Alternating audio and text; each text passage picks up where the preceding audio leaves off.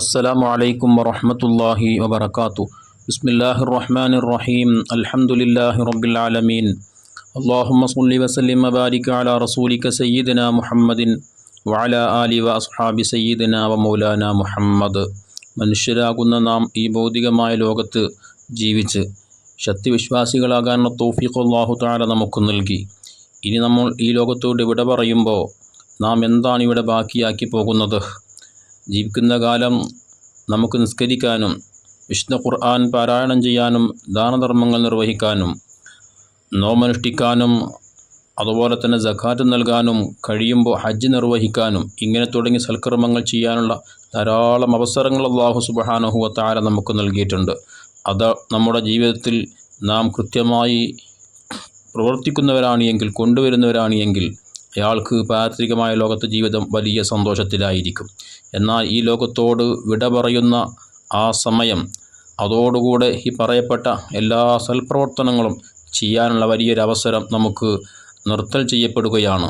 ഇനി അങ്ങോട്ട് ബർസഖിയായ ലോകത്ത് ഖബറിൽ വെച്ചുകൊണ്ട് നിസ്കാരമില്ല, നോമ്പില്ല, ദാനധർമ്മങ്ങൾ ചെയ്യാൻ കഴിയില്ല, ഖുർആൻ പാരായണം ചെയ്യാൻ കഴിയില്ല, സൽക്കർമ്മങ്ങളൊന്നും ചെയ്യാൻ കഴിയാത്ത ഒരു ലോകത്തേക്കാണ് നാം പോകുന്നത്. ആ ലോകത്തേക്ക് എത്തുന്നതിന് മുമ്പ് ഭൗതികമായ ലോകത്ത് വെച്ചുകൊണ്ട് പറയപ്പെട്ട എല്ലാ സൽക്കർമ്മങ്ങളും ചെയ്യാൻ വേണ്ടി ആണ് അല്ലാഹു സുബ്ഹാനഹു വ തആല നമ്മെ ഈ ലോകത്തേക്ക് സൃഷ്ടിച്ചയച്ചിട്ടുള്ളത്. മുത്ത് ഹബീബ് സല്ലല്ലാഹു അലൈഹി വസല്ലം തങ്ങൾ പറഞ്ഞതായി ഇമാം മുസ്ലിം റളിയല്ലാഹു അൻഹു സയ്യിദന അബൂ ഹുറൈറ റളിയല്ലാഹു അൻഹുവിനെ തൊട്ട് ഉദ്ധരിക്കുന്ന ഹദീസിൽ കാണാം, ഇദാ മാത ഇബ്നു ആദമ ഇൻഖതഅ അമലുഹു ഇല്ലാ മിൻ സലാസിൻ. മനുഷ്യൻ മരണപ്പെടലോടുകൂടെ 3 കാര്യങ്ങളൊഴിച്ച് ബാക്കിയുള്ളതെല്ലാം സ്റ്റോപ്പ് ചെയ്യപ്പെടുകയാണ്. ഇനി അയാൾക്കതൊന്നും നിർവഹിക്കാൻ കഴിയില്ല. എന്നാലൊരു മനുഷ്യൻ മരിച്ചാലും 3 കാര്യങ്ങൾ അയാൾക്ക് ബർസഖിയായ ഖബറിലെ ജീവിതത്തിൽ അനുഭവിക്കാൻ കഴിയുമെന്നാണ് ഹബീബായ മുത്തുനബി സല്ലല്ലാഹു അലൈഹി വസല്ലം നമ്മെ പഠിപ്പിച്ചിട്ടുള്ളത്. അവിടുന്ന് പറഞ്ഞു, സദഖത്തുൻ ജാരിയ, ഒന്ന് എന്നെന്നും നിലനിൽക്കുന്ന രൂപത്തിൽ ഒരാൾക്കൊരു ധർമ്മം ചെയ്യാൻ വേണ്ടി കഴിഞ്ഞിട്ടുണ്ട് എങ്കിൽ അതിൻ്റെ ഫലം അയാൾക്ക് ഖബറിൽ അനുഭവിക്കാൻ കഴിയും. അതേ ഇൽമു പഠിക്കുക, പഠിപ്പിക്കുക, അതിനുള്ള സൗകര്യങ്ങൾ ചെയ്തു കൊടുക്കുക, അതിനുള്ള മാർഗങ്ങൾ കാണിച്ചു കൊടുക്കുക, ഇതെല്ലാം സദഖയുടെ ഗണത്തിൽപ്പെടും.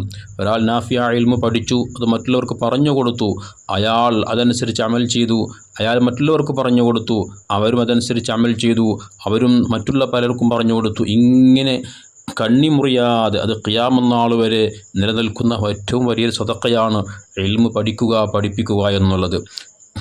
അത് സദഖയുടെ ഗണത്തിൽ പെടുമെന്ന് മഹാന്മാർ വിശദീകരിച്ചപ്പോൾ പറഞ്ഞതായി കാണാൻ കഴിയും. അപ്പോൾ ഒരാൾ ദാനധർമ്മങ്ങൾ നൽകി, പള്ളിയുണ്ടാക്കി, മദ്രസയുണ്ടാക്കി, ഇതുപോലുള്ള ഹൈറായ പ്രവർത്തനങ്ങൾ ചെയ്തു, അതിവിടെ ലോകത്ത് നിലനിൽക്കുന്ന കാലത്തോളം അതിൻ്റെ ഫലം അയാൾക്ക് ലഭിക്കുന്നത് പോലെ തന്നെ ഇൽമു അതും വലിയൊരു സദഖയാണ്. ഈ പറയപ്പെട്ട രൂപത്തിൽ അത് കൈമാറാൻ കഴിഞ്ഞാൽ നാളെ ഖബറിൽ പോയി കടക്കുമ്പോഴും അതിൻ്റെ ഫലം അയാൾക്ക് അനുഭവിക്കാൻ കഴിയും. അതുപോലെ തന്നെ ഔ ഇൽമുൻ യന്തഫഉ ബിഹി, ഉപകാരപ്രദമായ അറിവ് ഒരാൾക്ക് നേടാൻ സാധിച്ചു, അറിവ് പഠിച്ചതനുസരിച്ച് പ്രവർത്തിക്കാൻ വേണ്ടി സാധിച്ചു എങ്കിലും അതിൻ്റെ ഫലവും അയാൾക്ക് ഖബറിൽ അനുഭവിക്കാൻ കഴിയും. അതുപോലെ ഔ വലദുൻ സ്വാലിഹുൻ യദ്ഉ ലഹു, അയാൾക്ക് വേണ്ടി മരണപ്പെട്ടാലും ഖബറിൽ വന്നുകൊണ്ട്, അതല്ലെങ്കിൽ മറ്റു രൂപത്തിൽ ഉപ്പയോർത്ത്, ഉമ്മയോർത്ത്, ഉസ്താദുമാരോർത്ത്, മറ്റുള്ളവർ ഓർത്ത് ദുആ ചെയ്യുന്ന നല്ല സ്വാലിഹീങ്ങളായ മക്കളുണ്ടോ, അവരുടെ പ്രാർത്ഥന, അവർ ചെയ്യുന്ന സൽക്കർമ്മങ്ങളൊക്കെ ഈ പ്രിയപ്പെട്ട പിതാവിൻ്റെ, ഉപ്പയുടെ, മറ്റുള്ളവരുടെ ഖബറിലേക്ക് എത്തിച്ചേരുമെന്ന് ഹബീബ് സല്ലല്ലാഹു അലൈഹി വസല്ലം നമ്മെ പഠിപ്പിക്കുകയാണ്.